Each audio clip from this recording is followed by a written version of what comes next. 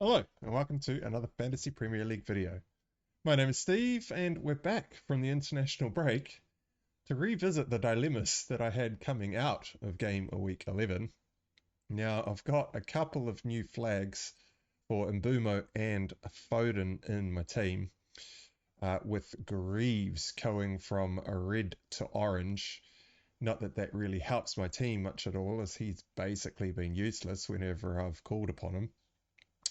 But before the break, I did say that I'd seen enough of City, and I was seriously considering pulling the plug on Haaland. Now, my thoughts have matured across the break, so today we'll be discussing what I'm going to do with my two free transfers, as well as addressing the other niggling issues in my team. So, before we jump into it, make sure to give this video a thumbs up and subscribe to the channel, especially if you get any value out of the following content.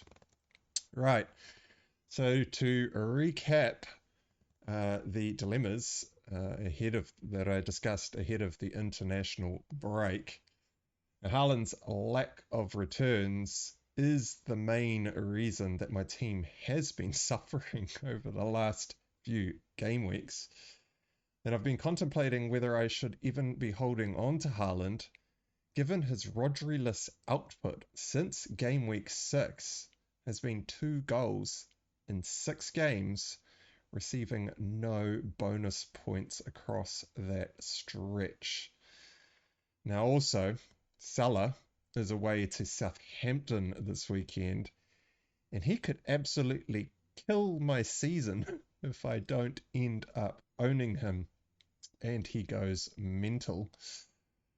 So if I do decide to make the switch, do I hold on to Rodgers or Emil Smith Rowe or both and sell Foden to end up bringing Salah in?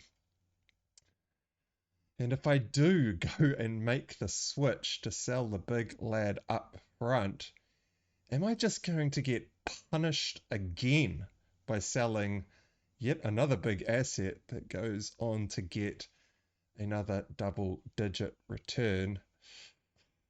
Elsewhere in my squad is Pedro Porro, versus Man City, really as bad as it looks? Yeah, it does look pretty bad considering there are some key injuries to the centre backs in the Spurs defensive backline. Other dilemmas are, how long will Nicholas Jackson survive receiving his 5th yellow card with his suspension looming? And what do I do if Palmer or Mbeumo happen to actually be out this weekend and don't have the, shall we say, international break yellow flags? This is what we will be going through, and we'll start with, should I be holding on to Haaland? Now, as I said, Haaland's output since game week 6 without Rodri in the team has only been 2 goals in 6 games without any bonus points. Now, 15 million invested in this player is, I mean, those are nowhere near the types of returns that I need to be seeing from a 15 million investment. And on the flip side, Salah is playing in a Liverpool team which are purring like a well-oiled machine, and they could absolutely batter Southampton this weekend. Now, not owning Salah is super scary, and if I do decide to stick with Haaland for the Tottenham game, he has to not only score a double-digit return in order to repay me for the length of time that I have been holding on to him, but he also has to beat Salah's score this weekend with him away to Southampton. Now, City could definitely do this considering Spurs' defense has been pretty leaky. They could go out and, well, Spurs could put on another Spursy performance, I suppose, and hold them scoreless. But without Van de Ven and I think Romero, So Romero came off in the international break with an injury, and Van der Ven was already out prior to the international break.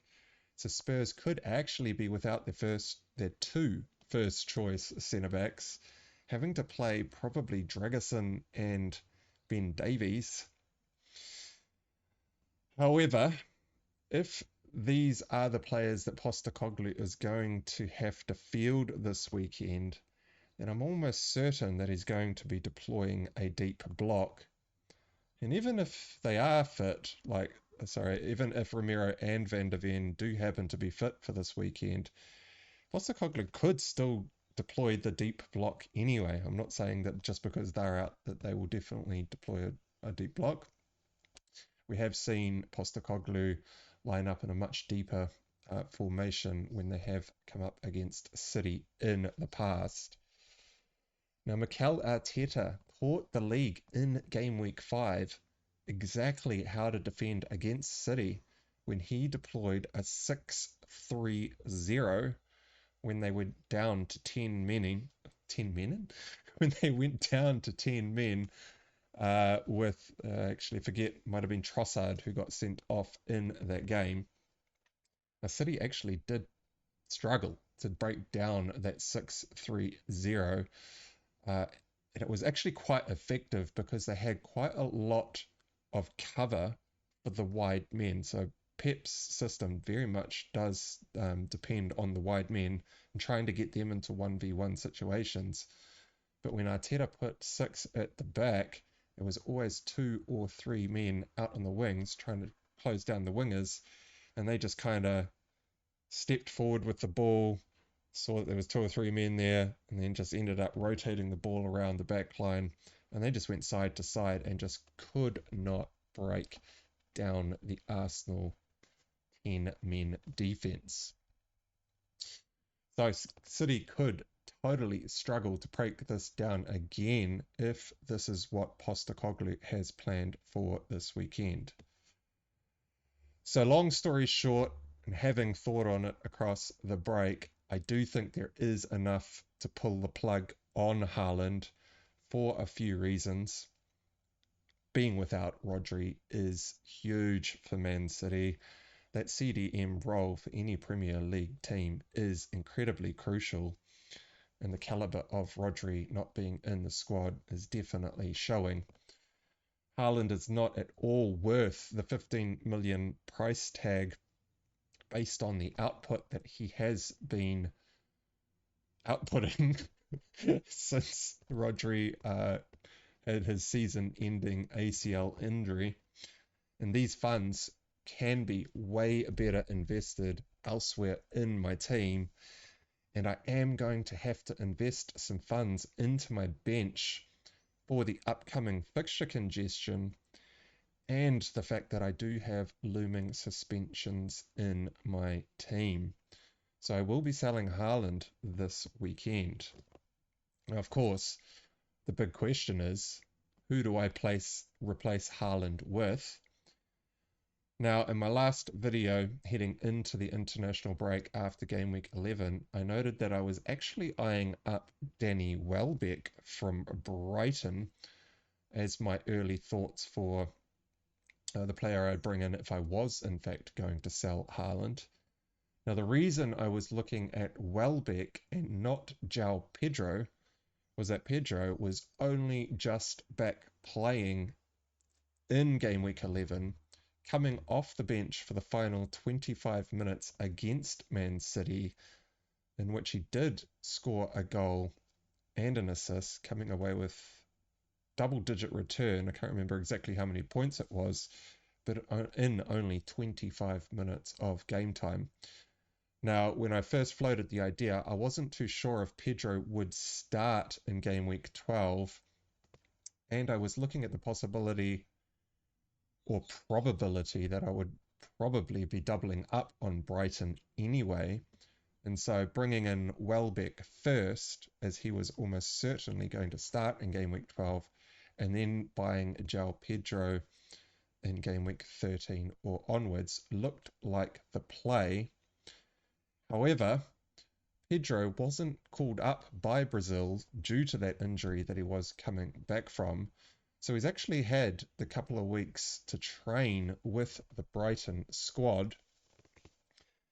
And even if he doesn't start in game week 12, which I think he is probably likely to do, as I do think he was first choice over Rutter before he got injured.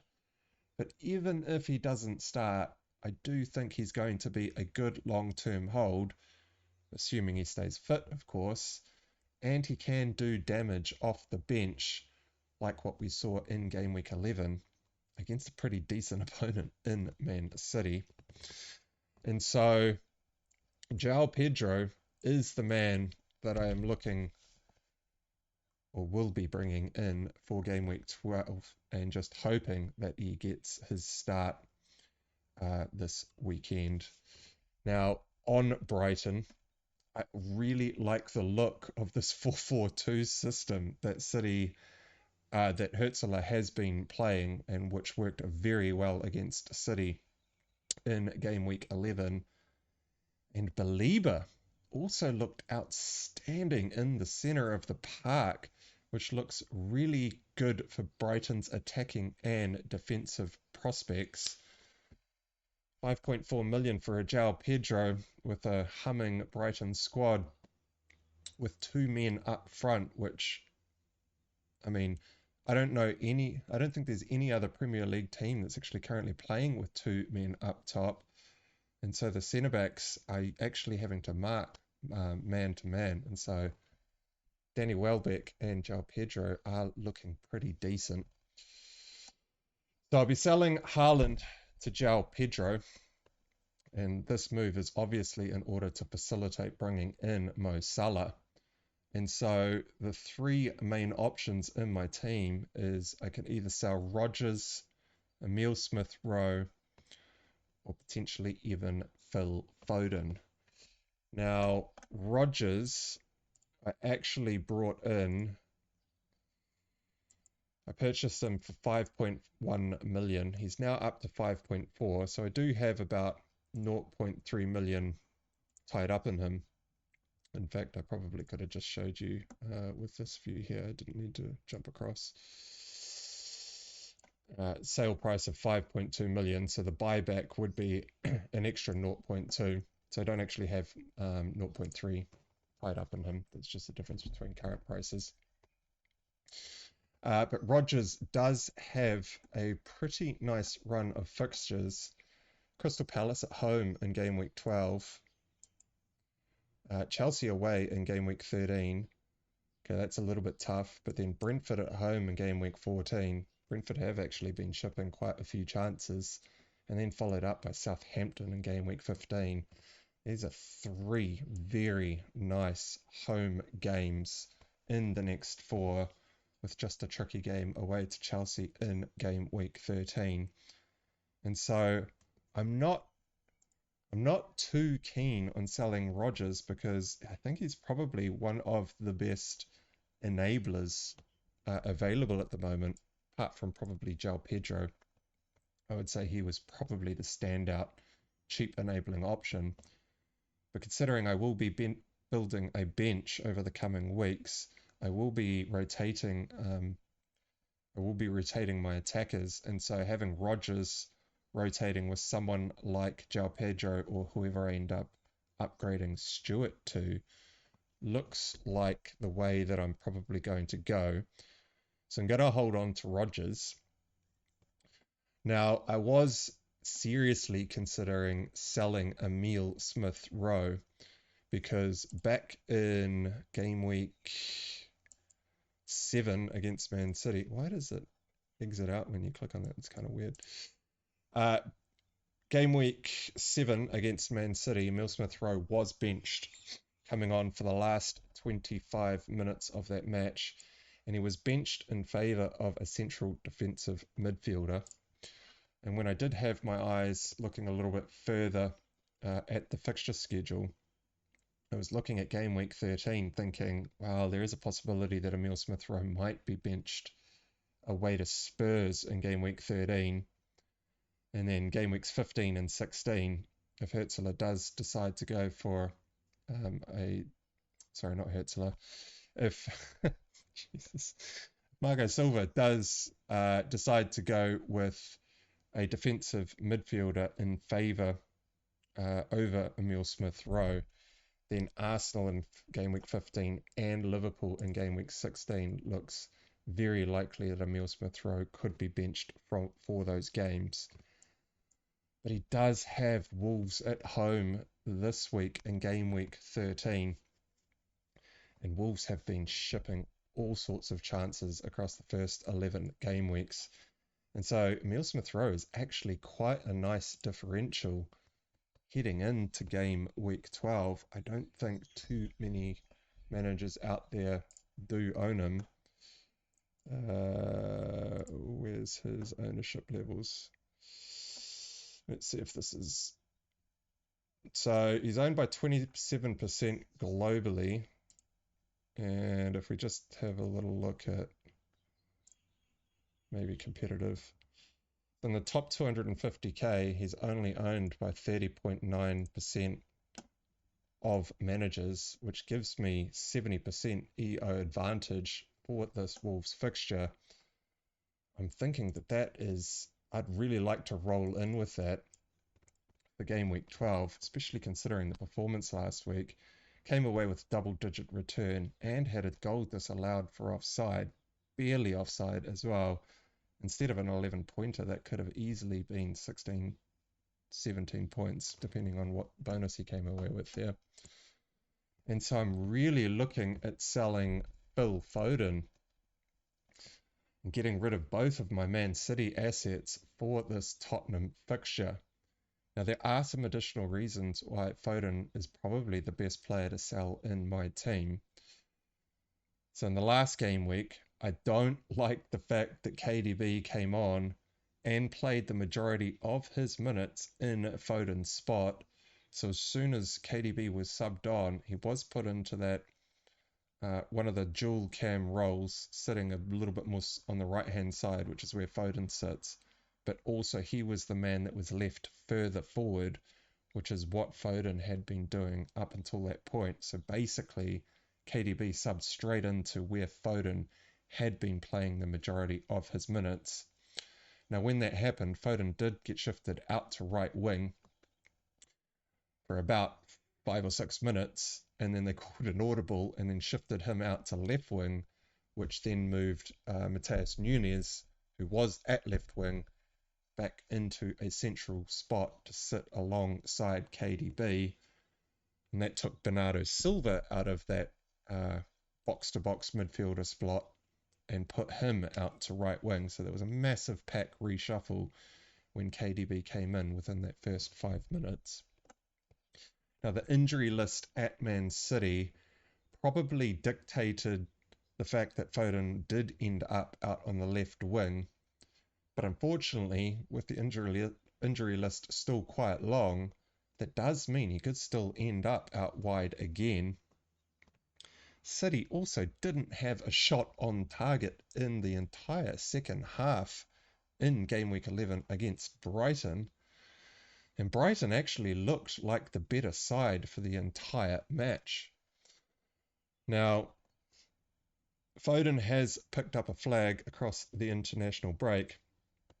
But even without this flag, across the international break, I was leaning towards selling him.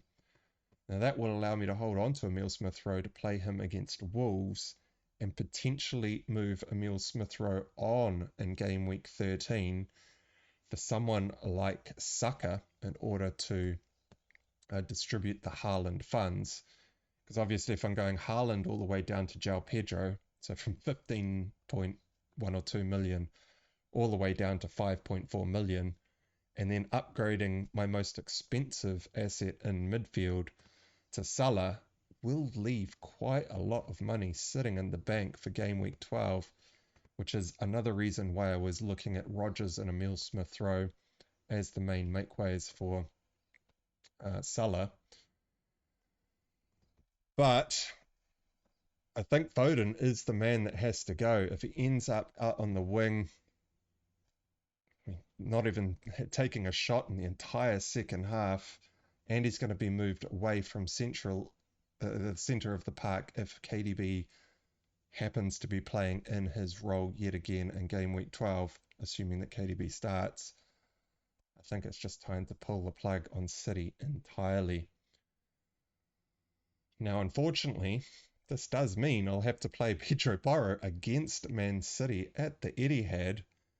Now, this is definitely not ideal, but on the positive side, at least I do know that Pedro Porro will play, especially with the current injuries in the backline. He's almost certainly going to start.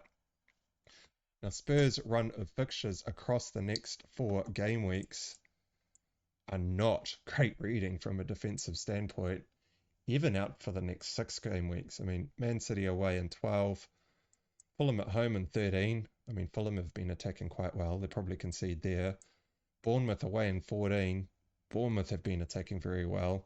I want to buy Semenyo back in my team, or had been holding that Emile Smith-Rowe spot for Semenyo, but I was waiting for Semenyo to clear his 5th yellow card. Chelsea at home in game week 15. Chelsea are almost certainly going to score. Southampton away in game week 16. Okay, maybe they keep a clean sheet there, but then they've Liverpool at home in game week 17. And so in the last few videos, I have been talking about selling Pedro Porro in game week 12. But with the other things that have happened in my team, I am going to have to hold on to him. Now, at least he comes with some pretty significant attacking threat.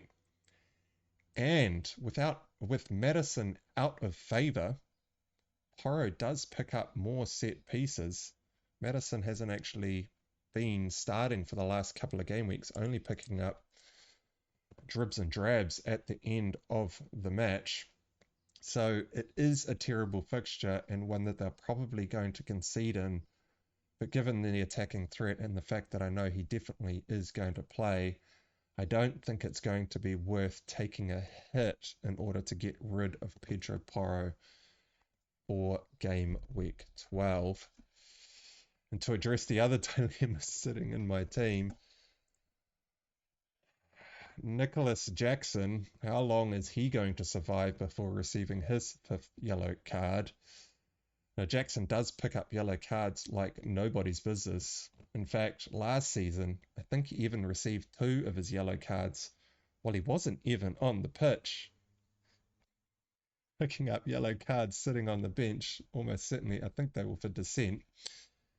Now, he's going to probably get suspended because he has to survive not receiving a yellow card before 19 Premier League games have been completed, and so he has to survive the next 6 or 7 game weeks without pulling in 1 yellow card, which is almost certainly not going to happen unless he pulls some sort of Diego Costa or something. So I do have 1 transfer basically booked in. Now, this won't be to sell Nicholas Jackson, but it will be to upgrade Stewart on my bench in order to play that player over Nicholas Jackson in the game week in which he will be suspended. Now, there's nothing that I need to do this week, of course, but this will mean that I'll likely have to hold on to players like Pedro Porro potentially longer than what I want. I will be holding him through this Man City game, but if Nicholas Jackson picks up his 5th yellow in this Leicester fixture, I will also probably be holding Pedro Porro through game week 13 as well. And finally, what do I end up doing if Palmer or Mbeumo end up being out this weekend? Now, if either of these players are out, I'll almost certainly have to take a hit and upgrade Stewart on my bench, as I'm almost certainly going, I mean, if Palmer's out and it's, not a serious injury, I won't be selling Palmer to bring someone else back in. I will be taking a hit to bring in someone for Stewart, as I do not rate Faye's chances off the bench in some sort of 4-4-2 setup. So I'm probably going to have to upgrade Stewart. If Mbeumo is out, I mean, Brentford's fixtures are drying up, but Mbeumo nailed 90-minute man on pens in a Brentford side that are just basically going all out attack and just be damned with the defence. I mean, that's exactly the type of FPL asset that I want in my team, almost irrespective of fixtures. And so I probably will have to take a hit to upgrade Stewart on the bench. Now, I need to make sure that I don't shoot myself in the foot for my future potential plans, with my highest priority transfer in almost certainly being Saka, coming in for probably Emile Smith-Rowe in game week 13 as soon as Fulham's fixtures turn, as Arsenal's fixtures are turning favourable. So I need to ensure that whoever I do bring in for Stewart doesn't stop me from being able to purchase Saka next week, or at least having the option to purchase Saka, because of course there are some other alternatives. But assuming that I will be bringing Saka in, that means that I will have a budget of around 6.4 million without any price changes for that Stewart spot. My current top contenders for Stewart upgrade are Danny Welbeck. That will mean that I will be doubling up on the Brighton attack. Evan Nielsen at Bournemouth, as Bournemouth's fixtures do look pretty decent from an attacking standpoint. Brighton at home, Wolves away, leaky Spurs defence in game week 14, Ipswich away, West Ham at home, and whatever Amorim's United ends up being by game week 17, that is a pretty decent run of fixtures for Bournemouth. But I think I would prefer to bring in Semenyo instead of Evan Nielsen, even though Evan Nielsen has scored 3 goals back-to-back in the Premier League over the last 3 game weeks. Could also look at bringing in Wissa for Brentford, but that would mean that I am doubling up on the Brentford attack and the fixtures are drying up. So although I'm very happy to be holding Mbeumo through that run, I don't think I want to be doubled up on Brentford by bringing Mbeumo in. Jimenez is also probably the last man on the list, but again, Fulham's fixtures are a little bit tough from game week 15.